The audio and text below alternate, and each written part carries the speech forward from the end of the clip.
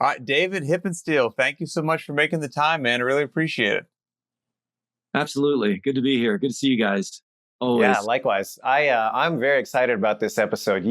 I know we've talked a little bit in person, but I mean, man, I've got a big picture of you up on my whiteboard here. It looks over my workout space.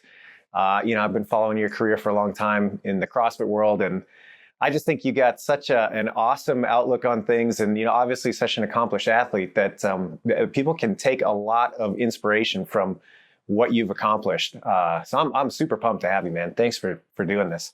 Thanks, man. It blows me away to just have you say that, but I'm humbled, but I appreciate it very much. Wow, Yeah. I got to tell you what I did not know that you had graced the walls of Boz's gym. That's Oh man, that's he's elite right company.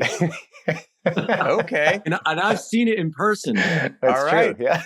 That's legit. Well, Because I don't know. wasn't sure if I could believe it, but there it was. You Ted, might do you have, remember- you said you might have touched on this even just briefly, Boz, but you were the impetus behind getting Dave on here. So maybe for everybody listening, what was it that motivated you to have him on as a guest? Well, I think there's a lot of reasons, but the biggest one, like on this show, Dave, I don't know if you're familiar with what we talk about, but big themes for us are consistency. Themes for us are just doing what works over time and sticking with it and not really getting too carried away with the fluff. And fitness for real people that have lives outside of the gym, people that have careers, people that are doing life. And I can't think of anybody that's exemplifying that better. I mean, you're somebody that's got a serious career. Like, correct me if I'm wrong, you've got 2 dental practices, you've got 4 adult kids now. And you still manage to stay at the top of the game. So it's just, Right. It's pretty mind blowing that you can balance all that. And I think that's hugely inspirational. So that's the big one for me. That's fair. That's a fair start. So correct me if I'm wrong also, 9 trips to the games and 4 gold medals. 9 trips to the games. If you count the Masters Fitness Collective in 2020, it would be 4. So We'll count it. Okay. I'll tell you, that particular one was pretty grueling. It was 4 days. CJ Martin from Invictus and programmed that. There were 9 events over 4 days. Wow. 9 events over 4 days. So the length was actually harder than the CrossFit format that I'd been through, all the years previous. It was an interesting dynamic for sure. So Yeah. anyway. Adrian kind of laid the groundwork. We've got a lot of very interesting and meaningful ground to cover with you that I think our audience will really appreciate with. And I've got a couple questions that I want to dive into, but I think first, just starting off, is flossing overrated, or does it actually really drive the needle forward? Is not overrated. Okay, all right, fine. Absolutely as essential as the paleo diet. Okay, all right, there you go. We're gonna do that. So in all seriousness, I know that you're a beast now, but I don't know. I know about you in the landscape of CrossFit. And prior to that, I don't. Have you been fit, active your entire life, or was this a radical shift at some point, through your journey? Not really. My dad actually, if you go way back, my dad forced me to do sports to keep me out of trouble. Okay. I was one of those guys that they probably would have medicated today if they were doing that back in the day. Because I couldn't hold still. I was just wild. I was a wild child and just out of control for ever since I can remember. and knowing you now, that explains a lot. Yeah. But anyway, sorry, keep going. Yeah, that's okay. No, but my dad kind of like, that was his fly. He was in the Air Force actually, so he was a military guy, and learned the discipline in the military and kind of transferred that to raising us kids. And so that was a big deal. We grew up having to do, if we wanted to earn something, we had to do so many push-ups on our fingers. Okay. And we had pull-up bars in our doorways. And so the funny thing is, or the crazy thing is that I really didn't want to do sports when I was into music. And I was into rock and roll. I went to see Hendrix. I'm one of the few guys that saw Hendrix when I was in 6th grade. Very cool. Oh, wow. And then throughout my high school, saw a bunch of rock and roll bands. play guitar, have my own rock and roll band, that kind of thing. And continued that all through high school. But I really didn't want to do sports, but my dad forced me to. And it wasn't until my junior, I got involved in all kinds of crazy stuff. It wasn't until my junior year that I was on the track team again. And I was doing long jump and hurdles and, various sprints, that kind of thing. And what happened was they asked me to do the triple jump one day in practice. This is when I was a junior. I was 17. And I was just starting to get stronger. I was a later bloomer and that kind of thing, but I was getting stronger. And I do the triple jump and I hit 38, 39 feet my very first try. And it was almost as far as the senior on the track team. Oh, and interesting. So I immediately kind of got launched into that role of being on we had relay teams back then for jumps and stuff like that. And so I got to experience success at an early age. And then of course my hurdles were getting better. I did intermediate hurdles, which is 300-meter intermediate hurdles. And then I did the high hurdles. So what happened was, and I remember this because this is significant.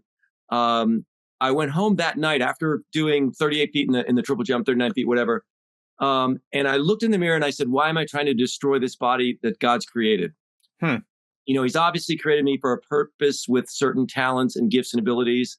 And it's like, why am I trying to throw that away with the crazy stuff that I was doing? I was going to say, what did you mean by destroy it? Okay, gotcha. Yeah, just doing crazy stuff, like making bad choices, rebellious, whatever. This is back in the 70s. Yeah, early 70s. So I said, I'm not going to just keep doing this. And I just kind of had an awakening. And I think that God kind of got my attention at that point. And I decided just to stop everything else and start focusing on sports. And so that next year, I actually tried for the first time in football. And because my dad always wanted me to play football because he never got to play football. And I never really liked it. I never really liked hitting until I really committed myself one time tackling somebody and fell in love with hitting people. That's awesome. Which is what you need on defense when you're playing defensive end. They put me at defensive end my senior year. I crushed the season, got MVP, got all state honorable mention, got all district first team, at 160 pounds, basically. Wow. And as a defensive end. And there was one play where I jumped over the blocker and tackled Jimmy Jensen, who became a professional football player, played for the Miami Dolphins right before Dan Marino. Anyway, so that was like a cool history thing. I was going to say, there's 160 pounds timid, and there's 160 pounds playing like a ferocious honey badger. And I think that's probably how you were playing. Basically. But I ended up that year, I got the Outstanding Athlete Award, which was crazy because all the teachers were like, where did this guy come from? Because I was never like this guy. Tried a lot. So I even did a play that year. Tried out let me ask you this then. That's an incredible story. And especially for somebody that's not motivated to play sports to come in and see that kind of success. What I think is interesting is, a lot of people play sports when they're younger. They have an outlet to do that. Yep. They kind of go through college, they go through whatever. And then at some point that goes away. College ends or whatever it is that you're engaged in stops. Yep. And how do you continue to stay in shape? How do you continue to see the benefit of remaining active? Because a lot of people don't. And I think that's the big difference is, when you're 20, it's kind of like, you should be fit, you don't have a lot of excuses at that point. But as the years tick on and as you kind of progress in life with more responsibilities, a lot of people fall off. So how did you avoid that trap of falling off in those years? If I can condense this, so what happened? So I graduated high school, went to play football at a junior college, and I never really studied in high school. My grades were overrated. So I get to college and I'm on the football team, right? And I'm 60 pounds still, and I'm hitting 265 pound linemen, head on. And they were teaching facing the numbers. Like, Oh my goodness. No I Yeah. never way. always tackle with my shoulder. Like that was the smarter thing to do, I thought. So I did that enough and I sprained my neck. And so No surprise. Yeah. I ended up with a soft cervical collar for like 8 weeks. Oh, wow. And we, couldn't continue in football. Didn't know, I saw a neurologist, all that stuff, trying to figure out if my neck was going to heal. And so what happened was during that time, I had never studied before. So I thought, well, I can't do football. Why don't I try studying? And I aced the first bio test and I just continued on there. And all of a sudden it's like the vision came alive. Like, well, maybe I could do medical school or dental school. And so I continued to excel at academics for the next 2 years at this junior college. And I was doing some sports. I did wrestling for a little bit, separated a rib from a cartilage during like the second meet. So I kept studying. And then ended up my brother. So here's the key thing to answer your question. My brother talked me into going to Cal State Fresno to do decathlon because he was like totally focused on making the Olympic team. He was also 5'8", 160 pounds. He was focused on making the Olympic team with very little size as potential to make the Olympic Games, right? But he slept in his car for 2 years just to be totally focused. He wore a weight vest in the late 70s. He was wearing a weight vest at Cal State Fresno, 40-pound weight vest 24/7. All day, every day. Took it off at night, but every day he put that on. He'd train with a 40-pound weight vest. So way before like CrossFit and stuff introduced that. And so I went out there to train with him because I did love sports and I still loved the feeling of being in the best shape of my life. And so when I went out there and started training, doing decathlon, pole vault was my favorite and was my best event. I was over like almost 13.6 by the end of the first semester, which was December and whatever it was, 1976, I think. And then I got almost 14 feet by the time I stopped that year. And then the hurdles came up to here on me, but I still did high hurdles and did decent in high hurdles. But anyway, I competed in a couple of decathlons, but it was during that time, that whole year I did decathlon with my brother, is I fell in love with being in the best shape of my life. Never forgot that sense of how you feel. Like I said this in one of my lectures. I did a lecture at a biohacking conference and I said, no one wakes up in the morning and says, I wish I wasn't in as good shape as I am. Sure. Yeah. Everybody wishes, man, I wish I could be in better shape, mostly.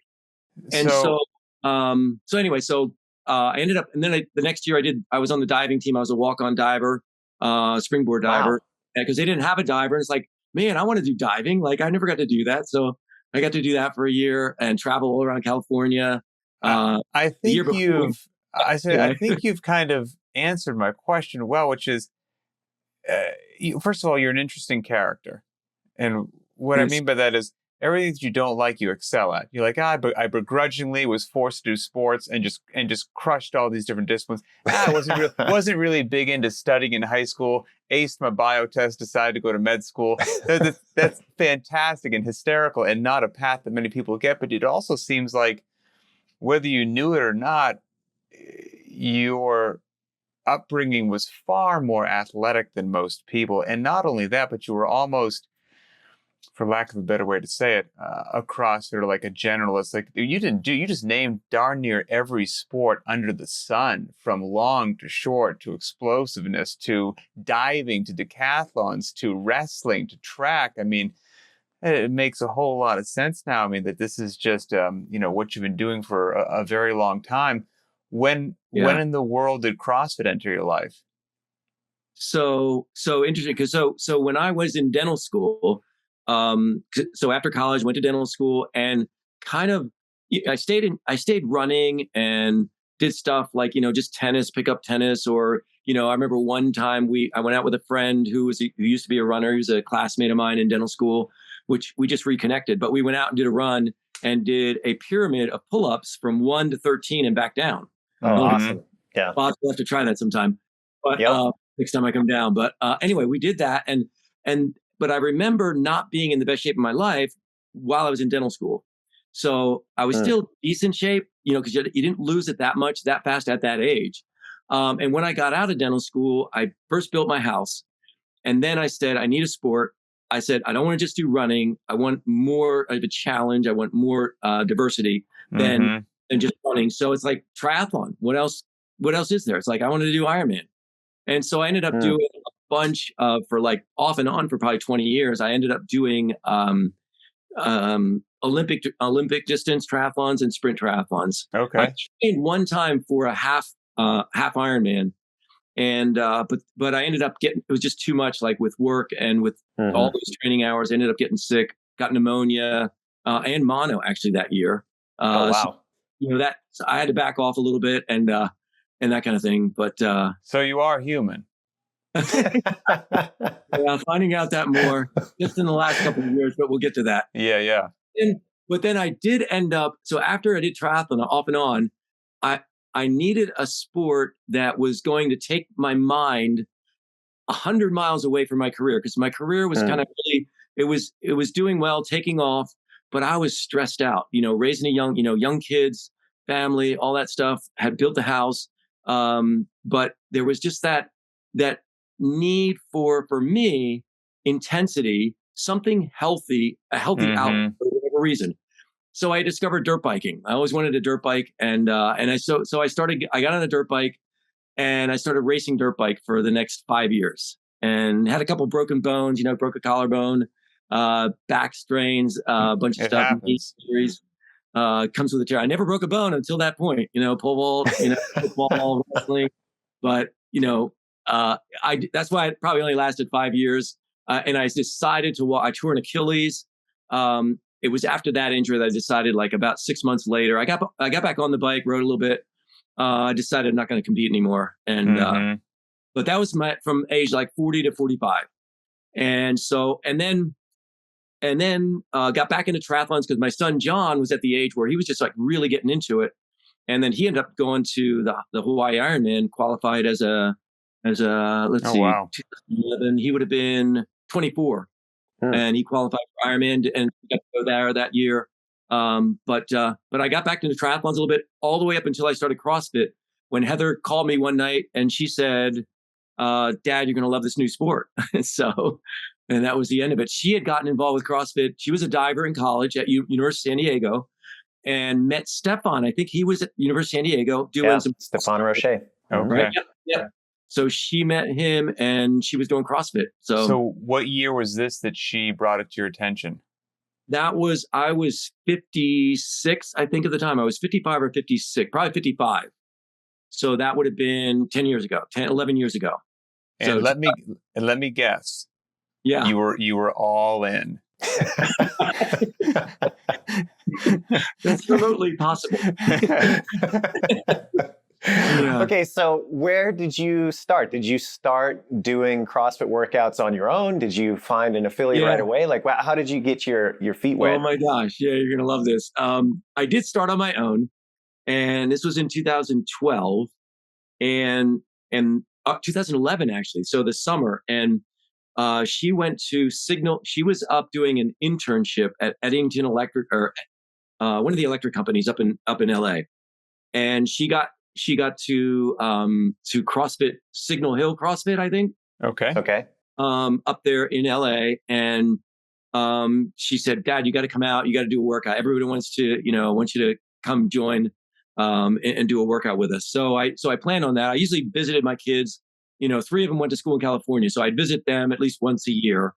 And so that was my time to go out and visit. And we did this workout, and so that was, I think, that my first like official workout. But in the meantime, there was a local gym, CrossFit Solidified, here in Clarksville, where it's right next to Fort Campbell. So I was starting to train with all these like 20 and 30-year-old Army guys, and they became friends, and I became part of the tribe, I think. And so that's how I started doing CrossFit, and it was great owners, Cole and Nicole Spitzak. He was a military guy, but great people, super, super encouraging. I can still remember Nicole shouting my name during workouts, doing whatever. And the power of the coach. It's amazing. Yeah. And she just had it. She had that motivation, and you could tell it was her passion, and she believed it, and she lived it, and still does. So to this day, both of them. But yeah, so that's where I got started. and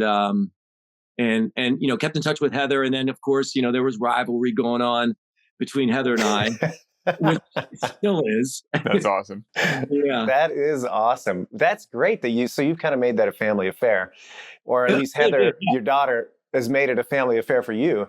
Do your other kids do CrossFit as well, or is it just kind of between you two? Yeah, they actually do. All of them are doing CrossFit. And pretty much, because our house had pull-up bars in the doorways. I mean, that's how we lived our lives. Everyone, Troy did soccer. John did triathlons. Before that, he did football. He did soccer. And let's see, Joelle did volleyball and soccer. Heather did gymnastics, and then she did diving later on. Then she went on to dive in college. So she got us all started. And so all of us right now, like Troy, when he comes home, we're working out together. He's in dental school right now. He's our youngest. He's 25, and he's super talented with all the CrossFit moves as well as Heather and John. I mean, they did really pick it up. That's Joelle, awesome. My youngest daughter, Joelle, is up at DC at Patriot CrossFit. And because that's where her career is right now, and so she's just loving that. She was just in a competition last month, and then Jonathan Jonathan has continued to do all kinds of fitness. He's a model by profession. He was a banker, and he got into modeling. Wow. And he's 6'3" and very fit, and he still teaches class. In fact, last weekend he was still teaching a class at his church. Took a group out and led a fitness class. So what happens around the holidays when you guys all get together? Is it just a free for all, or do you guys do like a team workout? How does this work? Like Thanksgiving? Like Thanksgiving. In fact, you should come up for Thanksgiving. Well, you probably got family obligations, but if you don't, you can come up and join us for a workout. We always have. I might take you up on that. A family workout Thanksgiving morning. And wow. Because it used to be like, we'll run 7 miles. We'll go 10-mile run. Take the dog out, whatever. And, because it's always a tradition, Thanksgiving is workout time, or we'll have a football game, that kind of thing. So, but now it's like the last probably 10 years, we've done CrossFit workouts, most of those 10 years, CrossFit workouts on Christmas, 12 days of Christmas, or 12 days of Thanksgiving. I'll tell you what, take Boz on one of those 7-mile runs. I think that's what he'd really enjoy right there. If I could still run 7 miles, man, I would be out there. I think you'd crush me. That's. I got a question for you. Not So right now. make sure I got my numbers right. You started CrossFit at 53, right? Is that what you said? 55. 55. I would say 55, around there. Yeah. And how old are you now? So I'm 66 now. 66. Okay, so you're 11 years in. A lot of our listeners are wonderfully obsessed, in my opinion, the good sort of obsession with just learning as much as they can to be as healthy and as active and as fit for as long as possible, highest quality of life for as long as possible. And starting at 55 and now being as capable as you are at 66, if you started with, let's just say group classes, then obviously you were just all in for competition. I mean, all in. How has your training just evolved over the years, the last 11 years? Yeah, that's a great question. Another crazy part is that Heather stumbled on to CrossFit Invictus, looking for a gym. When she graduated, she was just checking out CrossFit gyms. Neither of us had any idea, the level of CrossFit training at Invictus. Like, we didn't know it was one of the most famous CrossFit gyms in the world, basically. So she just kind of stumbled on there. We knew that Cody Bergman was there. We knew he was there, and so we thought, well, it's probably a good gym if he's there. And so that's where she ended up. And so she introduced me to their programming. So CJ's programming, and like a crazy wild person that I am, it's like I started doing the competitive programming from CrossFit Invictus. And so I remember doing, I could hardly do, I think I hit fairly early on. I hit 205 on a clean and jerk, but I was training with 185, which was super hard to do. Especially in the early stages. But it's I would just look at these workouts, I guess I got to do it. And so I just poured myself into that. So Wow. that's how I started. Super heavies, and my wrists were screaming in pain like every night because you're doing the clean, and I don't have the flexibility, but I was kind of forcing it. But it's like, well, it didn't hurt. Like, it doesn't hurt during it, so I must be okay. So that's kind of what I reasoned. But anyway, so I started with Invictus, and I did that for several years and laid a great foundation. As over my head as it was, it still laid that foundation. And obviously, I knew enough to, like, I've done enough sports, like, okay, focus on weaknesses. Make sure that, like what was the saying that they, never expose. You guys are always going to try to expose our weakness, right? So that was kind of like in the back of my head. It's like, okay, I got to make sure handstand walks, double unders. I would pick workouts with my 3 hardest, most challenging moves that I was learning back then. And so one of them was like handstand walks, double unders, and overhead squats. And I do that workout like a bunch. And, just it was stupid, but it became effective. It's like I poured myself into that, like did it like anything else. And so I just continued to do that. And then work with, what else I did? I did end up going to comp train at one point. And between that, Jason Lydon, I worked with Jason a little bit. I know Jay. Jay's a great guy. Yeah. Yep. Great guy. Great gym up there. Great people. But yeah, I got my level 1 and just kind of, and took Bergman's, the Olympic lifting course. Dave, did you ever go through a period of time where you were like, okay, you're hard charging on CrossFit, you're all in, like you said, you're learning, and you're kind of forcing your learning in the sense that you're going right at the hardest part, which is a little rare. A lot of people aren't going to take that approach, and nothing wrong with that. Yeah. Did you ever get to a point where you're like, okay, I am digging in a little bit too much and I got to ease off a little bit and try to find the sweet spot? Or was it like, no, I just got to keep going until I get used to it? Yeah, no, that's a great question. And probably, so let's see, probably after, so I made the games, because in the beginning, like 2012, I was like 78th in my age group. And I thought, well, maybe I can qualify next year and get, break into that top 20 possibly, which would have been 2013. And so I just worked, I was just like 100%, 1,000% focused. Like that's all I was thinking about. Obviously, I actually owned a gym at that time, owned CrossFit gym, Screaming Eagle CrossFit in Clarksville.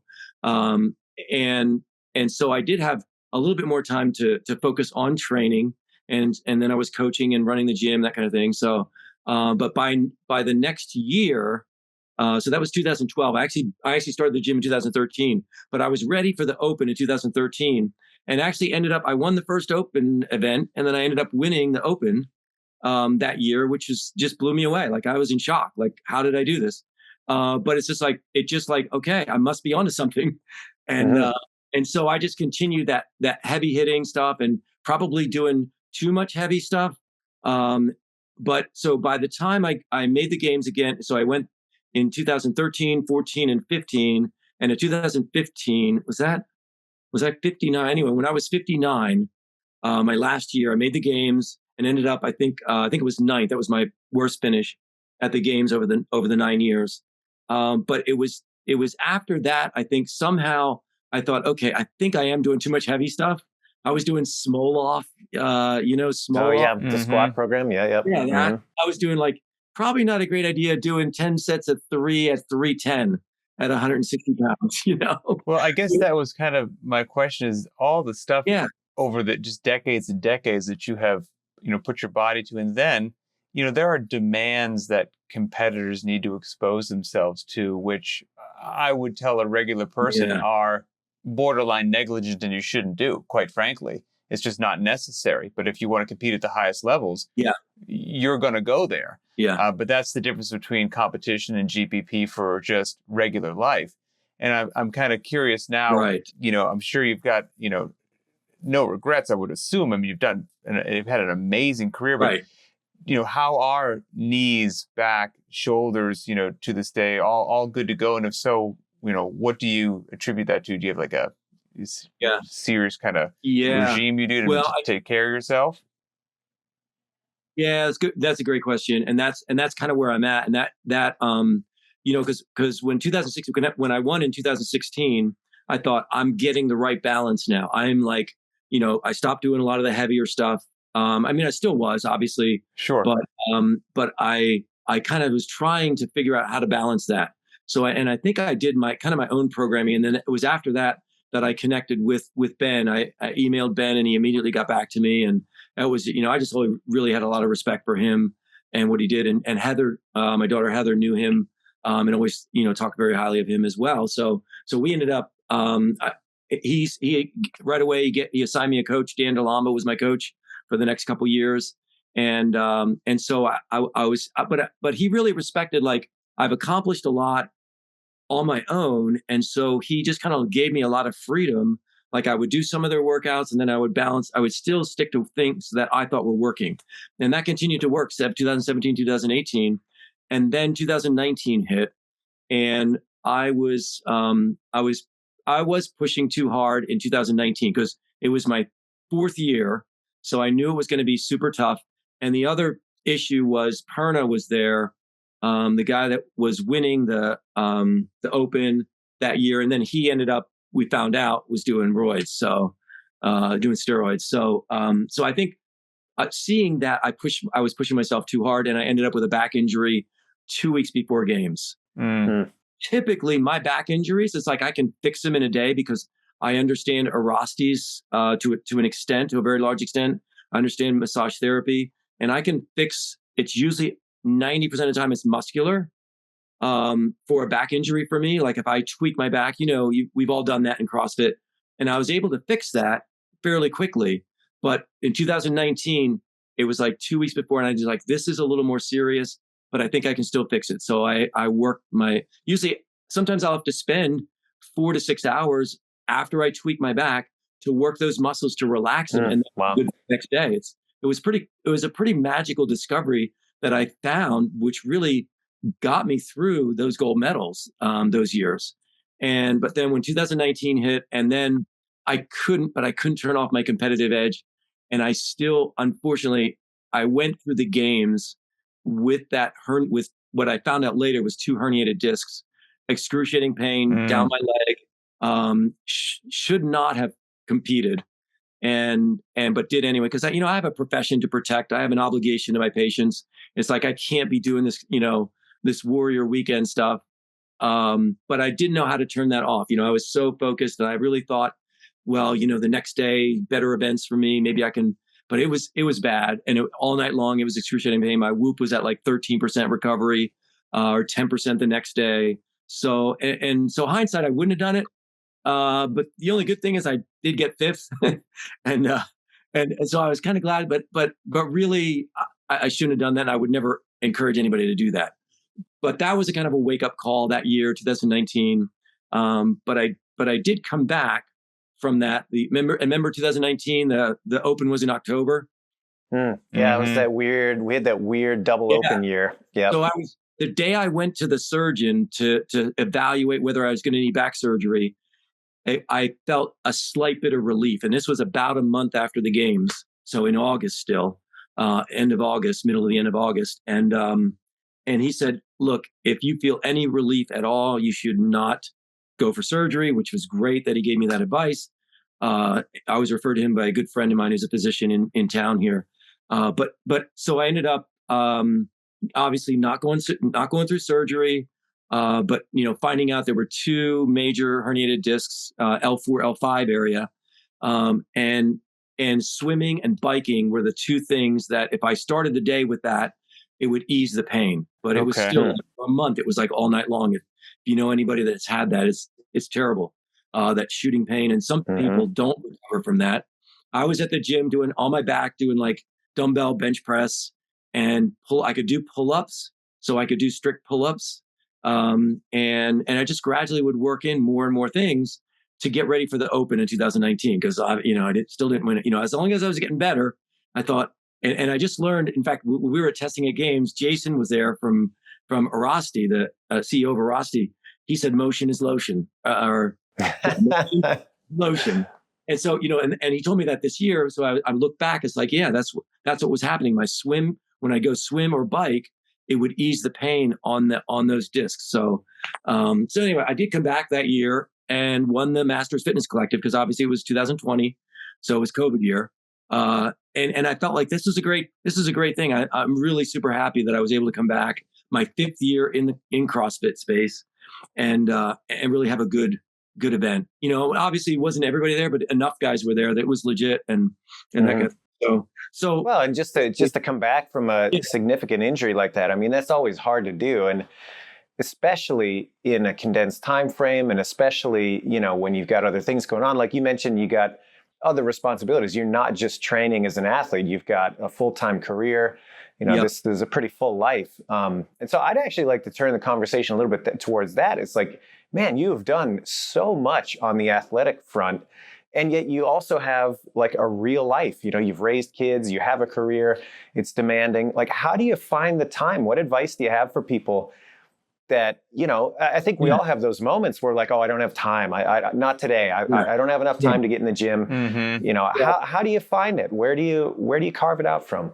Yeah. And I think, I mean, lately I've been telling myself, and even during those years, it's kind of like, for me, I mean, because all 3 years of my gold medals, or, and if you count the 4th year, but especially those 3 at the games, 2016, 17, 18, I was working 5 days a week in my 2 dental practices.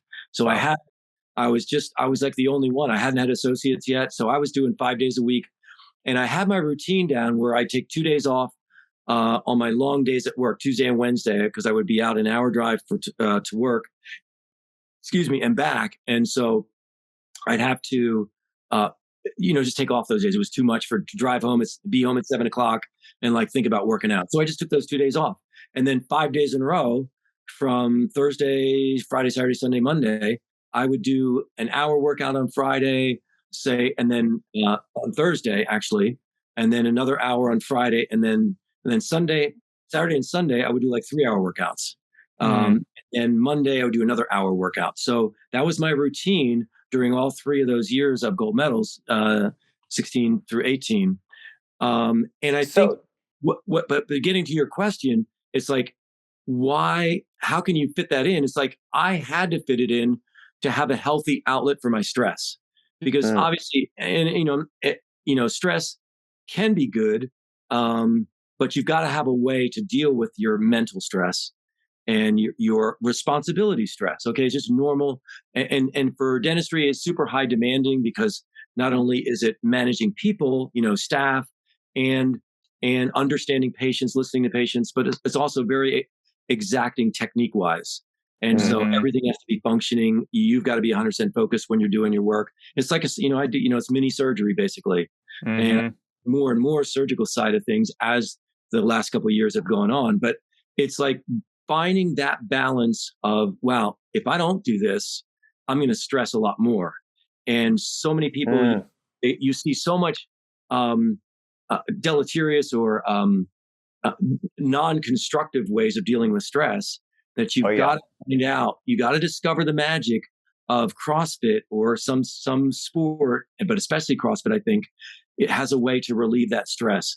And it's not just the workouts themselves, it's also the camaraderie and the support you get in that group. So it's a combination of those things. And it's really, it's a magical combination that is such a healthy way of dealing with stress. Because the other thing, and that's what's so fun about talking to you guys, is like, I know that we're on the same page nutritionally also, because that's a whole nother dimension we haven't even touched on, but that's something that is so important and valuable to plug into to maintain that health for a lifetime, looking towards longevity.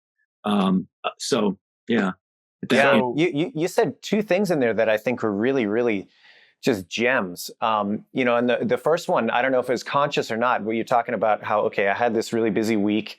I accepted that Tuesdays and Wednesdays just weren't going to happen. Yep. And then it seems like once you made that decision, it's like, all right, you don't think twice about it. It's like, that's just the reality, and you're not trying to fight it anymore. And you figured out, okay, what does fit within the schedule? And I think a lot of people don't do that. They want to wrestle with the reality of like, well, I can still try to figure it out even when it's clearly not going to happen. So I think that's really cool. And honestly, I forgot the second one now. So it'll have to come back to me. Just to speak to that a little bit, like my hardest days, and maybe not in the beginning because I was so still, it was still kind of new, but Mondays and Thursdays were the toughest part because I'd be driving from work to the gym. And there were days when I'd be like driving to the gym is like, it's only a, 10, 12-minute drive. And it's like, I'd be like, am I falling asleep? Like, and, I was tired. I was worn out. And yet when I got myself to the gym, and once in a while, I actually remember I'd take a nap on the way. Like it was only a 12-minute drive, but it's like I'd pull over in a parking lot, take a quick nap, and then continue on to the gym and I'd be fine. It was like a 10-minute, power nap, that kind of thing. But it worked. And once I got to the gym, it's like, just warm up. And once I warmed up, it's like, I'm good. And I guess the other thing I wanted to address is like, we don't not eat. We know we have to eat. And for lack of a better example, toothbrushing, you don't skip brushing your teeth. We don't skip breathing oxygen. We don't skip drinking water. It's like, we need to look at fitness as like, hey, this is the way God designed our bodies. This is the way if you study the physiological changes that happen when we exercise, especially with CrossFit and all the domains that we go through, it's the way we were designed to work, and our bodies respond positively to that. And obviously that's why when Greg introduced the whole philosophy of CrossFit and the whole idea of fighting chronic disease, it's like, that's perfect. I mean, that just resonated with me 1,000-fold because it's like, that's what's going on. And I've just in that I've always been labeled as the health nut. Well, it makes sense, hearing your, what you've done over the course of your life, stressful career, that, and CrossFit very much for me also is not only what I'm doing to maintain as much work capacity and independent living for as long as humanly possible, but it's also my stress relief every day, and I need it. And if I don't get it, I'm worse off for it. Regardless of almost what the work it is, I got to do something. So that sounds like that's always going to be. You don't sound to me like somebody that's looking to buy a used set of golf clubs, go casually bass fishing, and just start, mail in the remaining years. You're a go-getter. You're active. You're goal driven. You're going to be doing things. So it seems to me like no matter what you do, you're going to have fitness as part of your life because you need it. I think maybe in a way that I need it as well. For between the ears as much as I need it physically.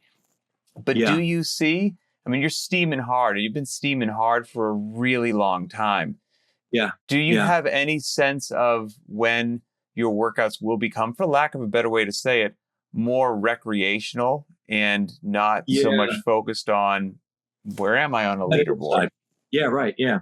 Interesting enough, you brought up golf. I actually play golf. My dad also doctor. Golf.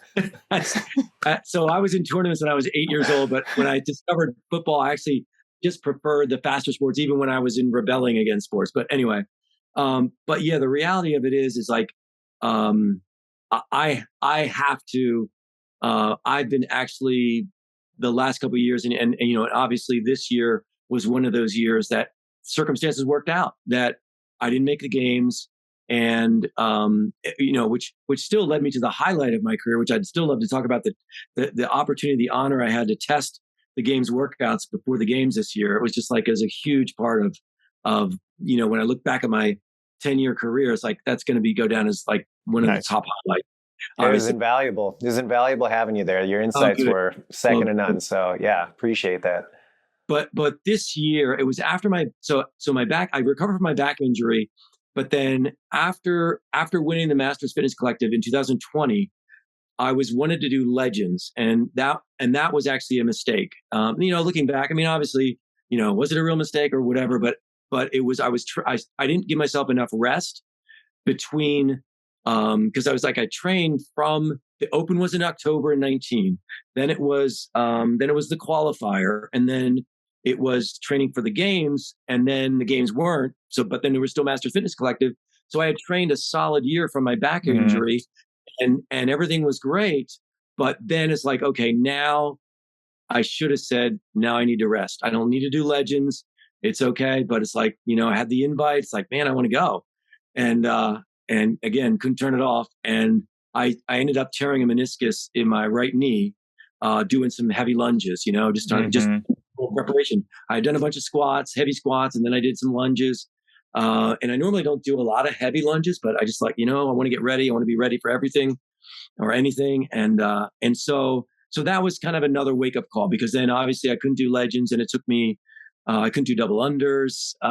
And I did make it through the open for 2021, because was that 2020? Yeah. Made it through the open, just a lot of Advil, and never had cortisone shots in my knees, but then, so 2021, I could not run all year. And so having that injury in October of 20, and then going through the open and kind of struggling with the double unders, like a lot of pain in that right knee, and trying to figure out, I didn't want to do surgery, at least not yet.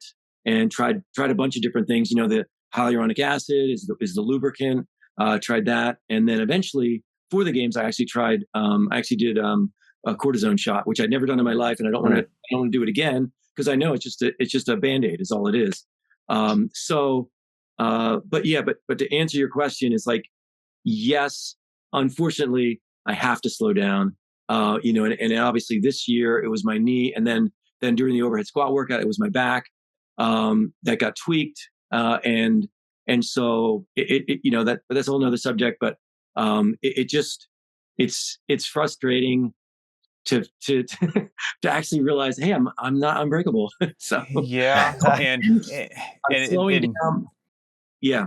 Far from me to give unsolicited advice to somebody far more capable, fitter, more everything than I am, who didn't ask for it. But I'm here to tell you, I've interviewed a tremendous amount of athletes over my life, a tremendous amount, and there's some interesting similar wiring to all of them that I've interviewed.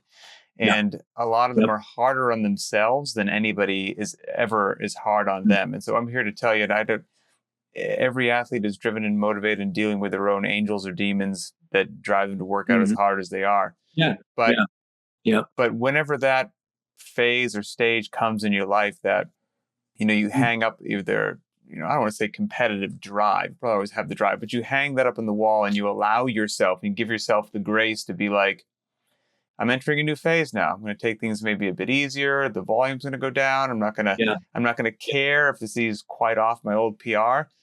I think you're still going to be astonishingly capable, probably more than you realize, worlds ahead of anyone who's a peer to you. And you might have a new journey of, you might reignite a happiness and fitness in a way that maybe you haven't seen it before. So I think you might have some good stuff ahead of you. Yeah, good point. That's good. I like that. So, Well, let me ask you this. And go ahead, Wes. I'll put on that too, that I think, we touched on this a little bit earlier, but when somebody's young, they're in their 20s, and they come to you and they're really fit, it's like, yeah, okay, cool story, bro. You should be fit. You're young.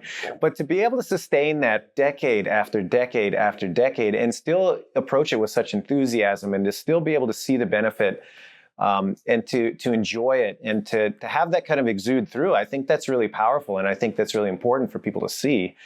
And accolades aside, titles aside, all of that, I think, man, what a shining light that you can offer to show people. It's like, hey, man, this is what's possible if you keep this up. This is what you can do down the road, if you are willing to just be consistent, if you're willing to just commit to the process.